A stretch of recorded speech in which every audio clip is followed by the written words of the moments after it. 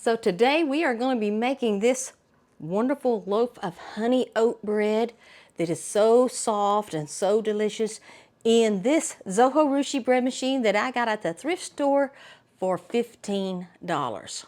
And I'm going to give you the recipe and show you how to make it. So the other day at the thrift store I found this Zojirushi BBCC X20 bread machine for $14.99. And I am so excited to make a loaf of bread in it with you. And today we are going to be making a honey oat loaf of sandwich bread. So I brought it home and I cleaned it up, and I've already made a loaf of strawberry banana bread in it, and I'll put a link to the recipe here so you can see that video if you want to make the strawberry banana bread. It is delicious and it did a great job. And so we're going to go ahead and jump in. I have my ingredients measured out. I have my oats here. I have quick oats, and I have 1/4 of quick oats, and I've soaked them in 1/4 of a cup of hot water because the oats will draw moisture out of your bread, so you want to make sure you soak them before you put them in your bread. I have 1/4 of a cup of honey, 1/4 of a cup of oil, 2 1/4 teaspoon of yeast, 1 1/2 teaspoon of salt. I have 1 cup of whole milk. I have 3 cups of bread flour, which I weighed, and it is 500 grams. And I have 1/3 of a cup of water. And I have brought everything to room temperature. Now the Zojirushi does have a preheat cycle where it warms everything up to room temperature before it begins to even mix. So that means the order in which we put our ingredients in the pan matters this time, because that's like having a delay.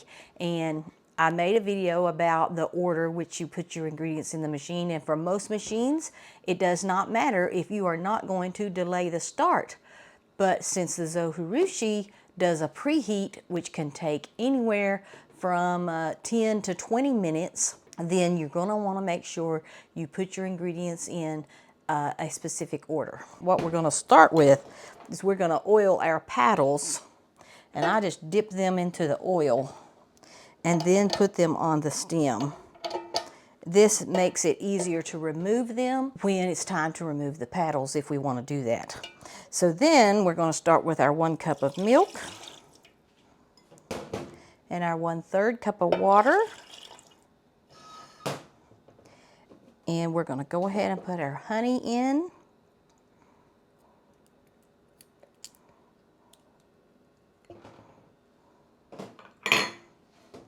And our oil.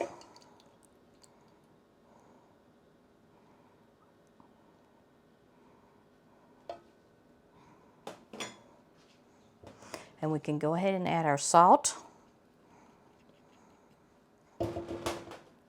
And next we are going to add our flour, 3 cups of bread flour, or 500 grams. And 500 grams may be more than 3 cups. I don't know. I just measured 3 cups and weighed it. And I know I measure bread flour on the heavy side. And I'm going to like spread the flour out here to make a little floating bed on top of the water. I'm going to take my oats, which are wet and have been soaking, and I'm going to put them on one side of the pan here. Then my yeast I'm going to put over here on the other side. So I don't want it to get wet before the bread machine begins to mix, because then it will activate before the mixing begins if it gets wet or touches any of the other ingredients, and you don't want it to touch the salt because that could also kill the yeast.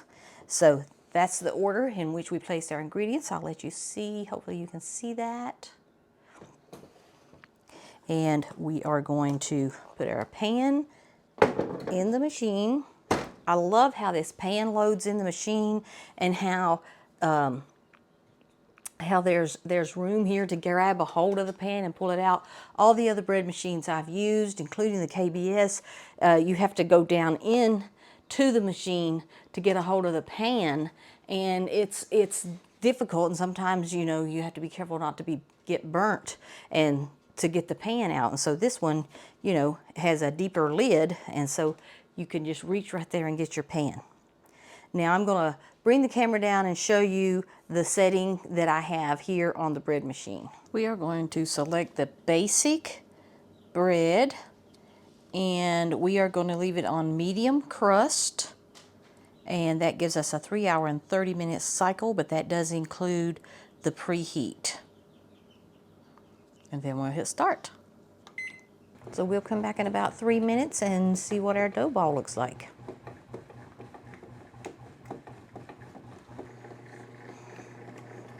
Okay, so we're taking a look at our dough ball here, and to me it looks a little wet. I did scrape the sides down. It just looks a little wet, and honey oat bread dough is stickier than your regular bread dough. But this is a little wet, and I'm going to add about a tablespoon of flour. I'm pretty sure I forgot that I had a little extra water in that bowl that I had my 1/3 cup of water in. I had a little extra in there, and I poured it all in. So I actually started out with a little too much water, so this may not happen to you. We're going to let that mix in, then we'll check it again in a few minutes. So we did have to add a tablespoon or so of flour, and I'm pretty sure that was due to my extra water that I accidentally put in. But now we have a pretty nice looking dough ball here, and it should be kind of sticky. That's the way honey oat bread is.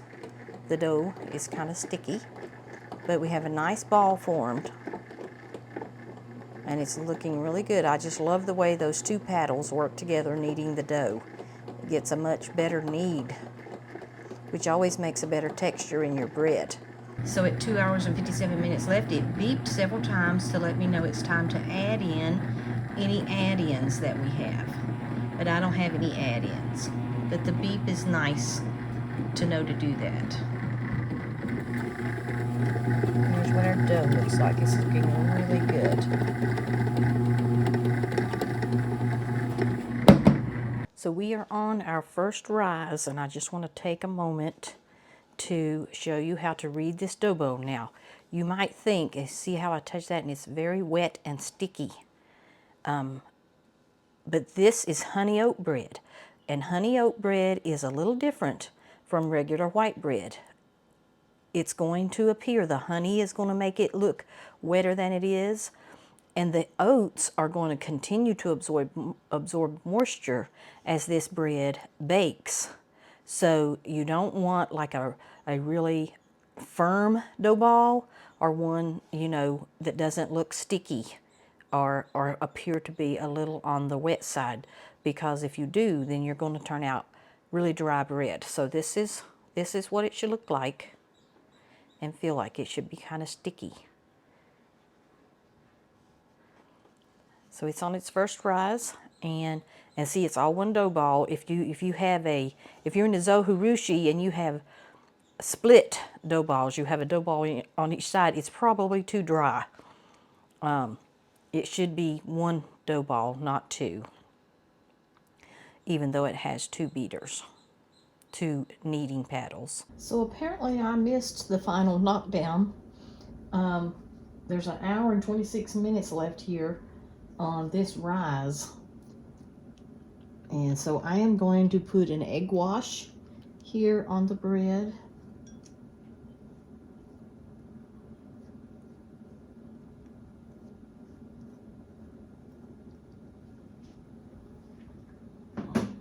Then I'm going to sprinkle these oats on top. So I didn't get to reshape the loaf or take the paddles out. But I'm new to this machine, so I do not know exactly when that final knockdown took place. So the loaf is a little, you can see it's a little lopsided, just a little bit there on one side, which I understand is common with the Zojirushi. It is just about time to take this bread out of the machine. Got less than a minute left. Now I did not get to remove the paddles. I missed that, and I'm new to this machine, so I just didn't realize when I needed to take the paddle out, but I will get more accustomed to the timing on this machine the more I use it. And I have my little paddle remover that came with the KBS machine in case the paddles come out up in the bread, which I'm assuming they will. I can pull them out with this. And the only bad thing about not getting to take the paddles out is I did not get to shape the bread, but it actually looks really good, even though I didn't get to shape it. So there is a little bubble here, a little air bubble here on this one side. But there it is, it looks beautiful. It's pretty even. It's a little bit, just a tiny bit taller on this side than it is that side. But not too bad.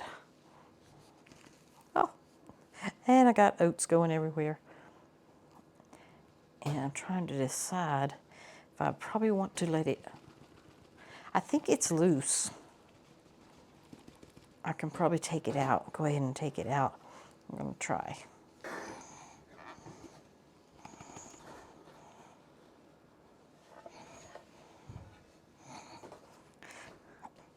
Okay, so there we go. We have it out of the pan.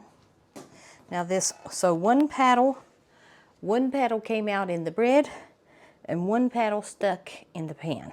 I got the paddle out, so now we're just going to cover it up and allow it to cool before we slice into it. Okay, I believe our bread is cool enough to slice into, and we're going to slice into it. First, we're going to take a look. Now, I chose medium crust, and I think next time for the honey oat, I'll do light crust because the honey and the oats make the crust a little darker anyway. So next time I'll probably do light crust. We're going to slice into it here and see what the crumb looks like. Oh yes, it looks really good. Let's take a look at this. Can you see that? It's really soft. It smells really good. It's a really soft crumb. Let's cut off another slice.